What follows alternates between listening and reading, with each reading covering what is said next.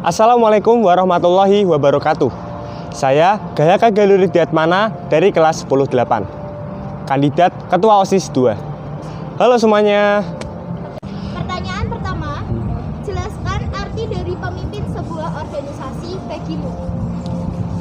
Menurut saya, pemimpin dari organisasi adalah sebagai sosok yang bisa mengambil alih kendali dari organisasi tersebut. Dan dia bisa mengarahkan anggota-anggotanya kepada arah yang lebih baik. Bagaimana pemimpin yang baik menurutmu? Oke, pemimpin yang baik menurut saya adalah seseorang yang bisa mengecilkan egonya untuk orang banyak. Dan pemimpin yang baik menurut saya adalah dia mengajak untuk bergerak, bukan hanya bersifat mengatur atau menuntut saja.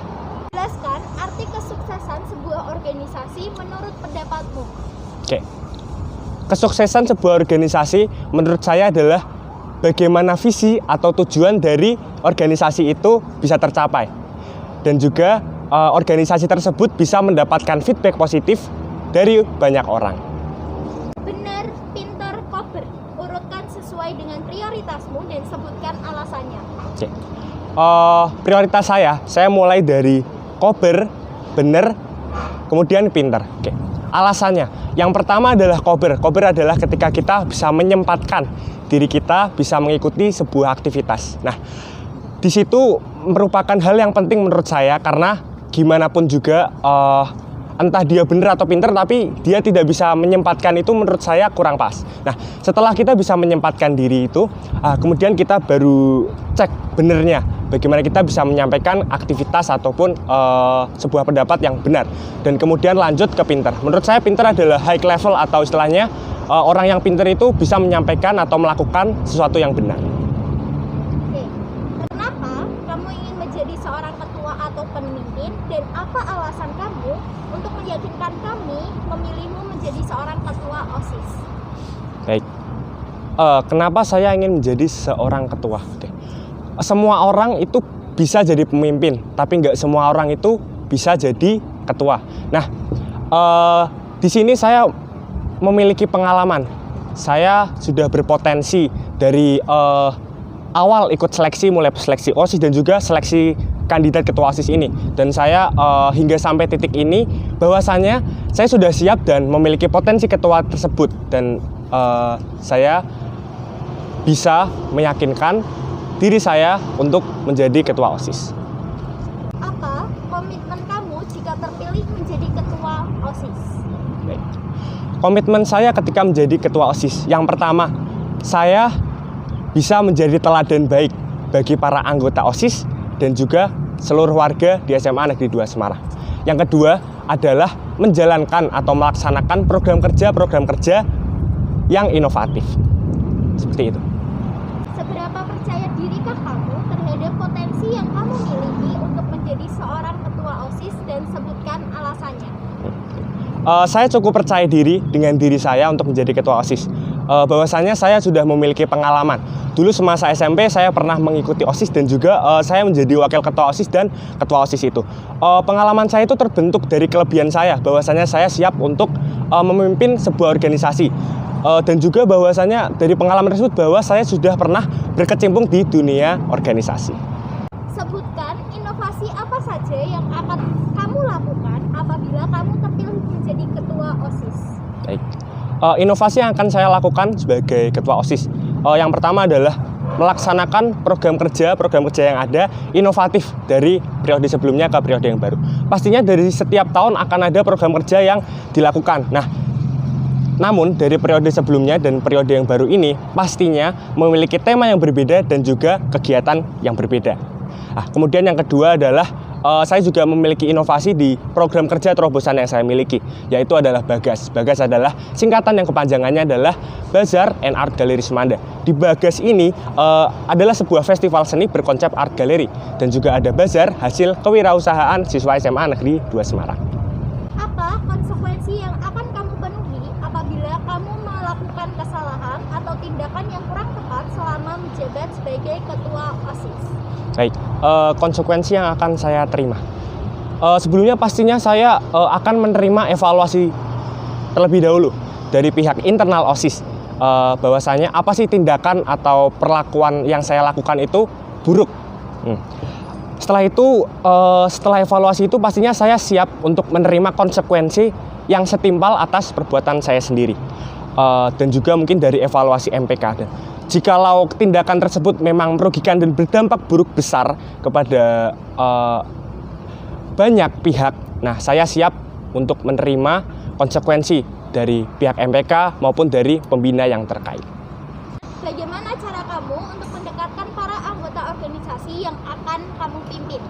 Baik, cara mendekatkan para anggota. Saya memiliki dua cara. Pertama dari kegiatan formal dan juga non formal. Nah, dari formal ini yaitu dari internal ketika melakukan rapat nih. Dari ketika melakukan rapat pastinya harus semua itu bergilir untuk menyampaikan pendapat masing-masing. Jika salah satu memberikan pendapat, pastinya yang lain harus bisa memberikan argumen terkait pendapat tersebut. Dan menurut saya itu cara kami bisa mengenal satu sama lain. Dan yang kedua adalah cara dari non formal, yaitu dengan cara kita berkumpul, entah kumpul cuman makan ataupun main bareng.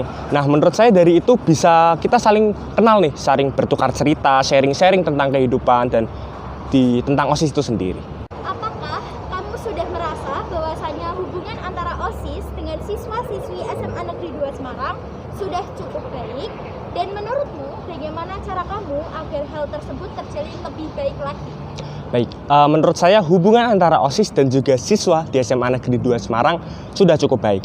Dari pandangan saya, OSIS juga sudah bisa dikenal secara menyeluruh, baik dari warga SMA Negeri 2 Semarang. Menurut saya harus lebih ditingkatkan lagi, karena seperti ini, pengurus OSIS ini menurut saya belum dikenal meluas, dalam artian setiap warga sekolah belum tahu sih secara mendalam siapa aja sih pengurus OSIS. Nah, menurut saya itu harus bagaimana pengurus OSIS bisa dikenal secara menyeluruh. Dan juga dari misal OSIS melakukan kegiatan program kerja yang berhadapan langsung dengan siswa. Nah, gimana pengurus OSIS ini bisa mengajak mereka untuk saling berkomunikasi dan juga ramah pastinya. Gimana kami pengurus OSIS dan juga siswa bisa saling memberikan timbal balik yang baik dan juga bisa dikenal dengan seru lah gitu. Apakah kamu merasa hubungan antara organisasi OSIS dengan organisasi lain sudah cukup baik? Dan sebutkan alasan bagaimana cara kamu meningkatkan hubungan tersebut. Baik, menurut saya hubungan antara OSIS dan juga beberapa organisasi itu masih belum cukup baik. Menurut saya dari seksi bidang dan juga organisasi yang di bawahinya itu masih belum melaksanakan kerjanya secara efisien. Nah, yang saya harus lakukan atau yang saya harapkan bagaimana di periode ini antar seksi bidang dan juga organisasi yang dibawahi bisa saling mengenal. Pertama harus mengenal dulu. Kemudian bagaimana bisa memantau apa aja sih program kerja yang dilakukan organisasi ini, apa aja sih, apa kegiatan yang dilakukan, nah, seperti itu. Jadi antar seksi bidang dan juga organisasi yang dibawahi itu bisa saling memberikan timbal balik yang baik untuk kedepannya. Apa yang akan kamu lakukan apabila salah satu program kerja yang telah disiapkan dengan matang tidak disetujui oleh pihak sekolah? Baik, menurut saya jika ada program kerja yang tidak disetujui oleh pihak sekolah, memang sudah tugas kami dari pengurus OSIS untuk melaksanakan program kerja yang ada. Juga sudah tugas kami buat meyakinkan sekolah dari sisi proposal, kemudian perizinan yang ada, bagaimana kegiatan tersebut bisa dilaksanakan. Pastinya kami melihat dulu alasan mengapa sih program kerja ini nggak bisa dilaksanakan. Misal dari sisi perizinan, kemudian dana. Misal dana kita bisa cari dengan cara apapun, ataupun dana itu bisa kita kurangi atau bisa kita akalin. Dan juga cara lainnya adalah kita dengan mengganti program kerja lain yang kita lakukan juga untuk mengganti program kerja tersebut yang memang tidak bisa dilaksanakan dari sekolah.